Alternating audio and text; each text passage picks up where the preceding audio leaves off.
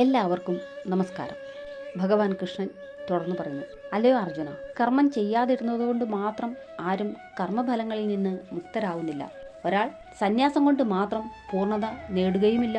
അതായത് സന്യാസം സ്വീകരിക്കുന്നയാൾ തനിക്ക് വിധിക്കപ്പെട്ട കർമ്മങ്ങൾ നിറവേറ്റി സംശുദ്ധനാകേണ്ടതാണ്. ഭൗതിക ചിന്താ തൽപരരായ മനുഷ്യരുടെ ഹൃദയ ശുദ്ധീകരണത്തിനു വേണ്ടി വിധിക്കപ്പെട്ടവയാണ് കർമ്മങ്ങൾ. ഈ ശുദ്ധീകരണം കൂടാതെ സന്യാസം സ്വീകരിച്ചാലും അതിൽ വിജയം നേടാനാവില്ല. ഭൗതിക പ്രകൃതിയുടെ ത്രിഗുണങ്ങളിൽ നിന്നുളവാകുന്ന വാസനകൾക്കനുസരിച്ച് ഓരോ മനുഷ്യനും കർമ്മം ചെയ്യാൻ നിർബന്ധിതനാണ്.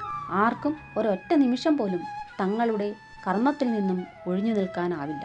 അതായത് ആത്മാവിനാൽ പ്രവർത്തിക്കപ്പെടേണ്ട ഒരു ജഡവാഹനമാണ് നമ്മുടെ ഈ ശരീരം. സദാ പ്രവർത്തിച്ചു കൊണ്ടിരിക്കുന്നതും ഒരു നിമിഷം പോലും പ്രവർത്തിക്കാതിരിക്കാൻ വയ്യാത്തതുമാണ് ആത്മാവ്. എന്നാലോ ആത്മാവിൻ്റെ സാന്നിധ്യം കൂടാതെ ഈ ശരീരത്തിന് ചലിക്കാനുമാകില്ല.